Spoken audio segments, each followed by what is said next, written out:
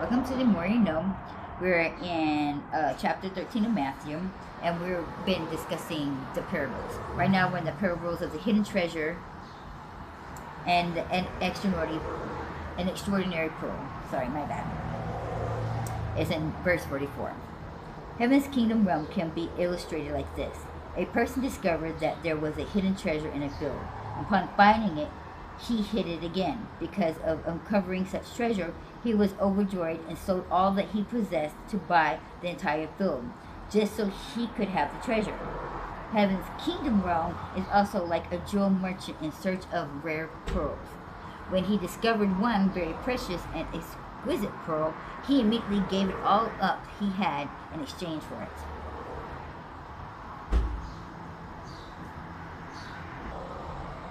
So we're going to go down here to see the most accepted interpretation of this parable is that Jesus is the treasure. But Jesus taught that the field is the world. This analogy breaks down for a believer doesn't sell all he has, which is the works, and then buy the world to find Jesus, the treasure. It is more plausible to view the hidden treasure as a symbol of you and me. Jesus is the man who has sold all that he owed, leaving his exalted place of glory to come and pay for the sins of the whole world with his own blood, just so he could have you, his treasure. Heaven's kingdom realm is experienced when we realize what a great price Jesus places on our souls, for he gave his sacred blood for us. The hiding of the treasure is a hint of our new life, hidden in God. Okay, in 46, where he's talking about the pearl, this is, the Aramaic term is unique. Jesus is the merchant. You are the exquisite and unique pearl. As his beloved follower that came from the wounded side of Jesus Christ, you prompt him to give up all, including his sacred blood, in exchange for having you as his very own. Ooh. Okay, the parable of the fishing net. Again, heaven's kingdom realm is like a fisherman who casts his large net into the lake, catching an assortment of fish. When the net was filled, the fishermen hauled it up of the shore, and they all sat down to sort out their catch. They collected the good in the baskets and threw the bad away. And so it will be at the close of the age.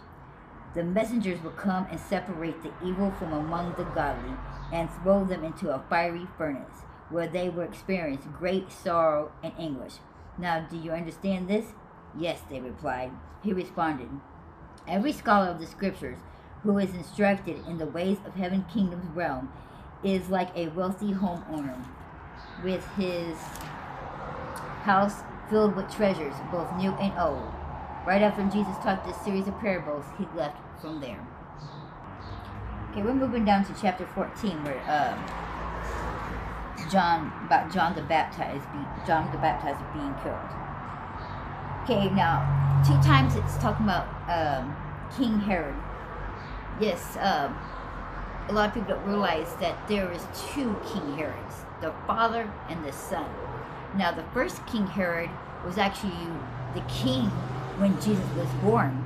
And he's also the king that had all the babies that was under the age of 2 years and under to be killed, because he was trying to kill Jesus before he became the new king or the Messiah, because he believed that from the wise men and that was someone that they had gathered together that this was going to be the new king of Israel. And he didn't want to have to compete with another king. So he therefore decided he was going to kill and put it into it so that another king could not be risen. So therefore he tried to have him killed. And so he thought he had killed him when he had those babies killed under the age of 2. Now, when we get to the crucifixion of Jesus, and the killer of also John the Baptist happens to be his son, which is Herod Antipas. I may not be saying it correct, but it's Antipas, which is King Herod's son. So yes, there is 2 King Herods, and a lot of people don't realize that. It's not the same King Herod throughout the whole time. It's actually 2 of them, his father and him. So his father tried to have Jesus killed, and actually it's his son who also kills not only kills him, but also kills John the Baptist. Scrolling down to verse 36, where they're talking about the power of the healing of the shawl. So the power of God excluding from Jesus was so incredible that merely touching his prayer shawl or cloak would bring instant healing. The same power is available to the church today, for Christ, the healer, lives in every believer. Going down to verse 14 in chapter 15, where Jesus is talking about the Pharisees, talking about the blind leading the blind. He's also, what he's basically saying is, let them remain blind, for they are nothing more than blind leaders of the blind. So he doesn't care, because he just basically just let them be, because they didn't see before, they're definitely not going to see now, so they should always remain blind. I'm not even going to try to heal them. I'm not even going to try to correct them. They're to remain blind, because they're going to choose. They basically choose to remain blind, because they're not going to open their hearts. They're not opening their eyes. So therefore, they should remain blind. They're just going to let the blind lead the blind. Let them be. Just shake it off, is what he's basically saying. Okay, so moving on down to verse 21. This is where a Lebanese woman's faith comes in. Now, Lebanese is from Lebanon. It's modern day Lebanon now. It's also Canaan, which means a Canaanite woman. Now, those are the people that worship Baal. They do a lot of magic. They're involved in a lot of witchcraft.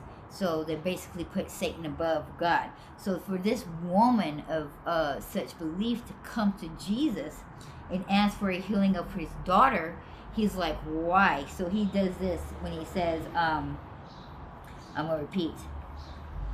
I've only been sent to the lost sheep of Israel. Israel referring to his children. But she came and bowed down before him and said, Lord, please help me.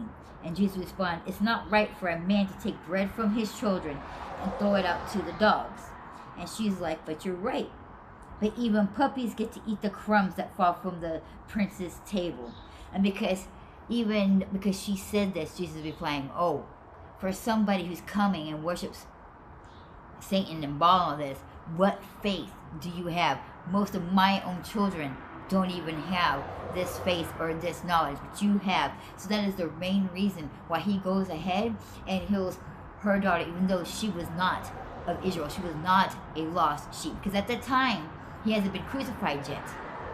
So it wasn't for any and everybody. He was just there to gather his lost sheep first. All his children he wanted to get first.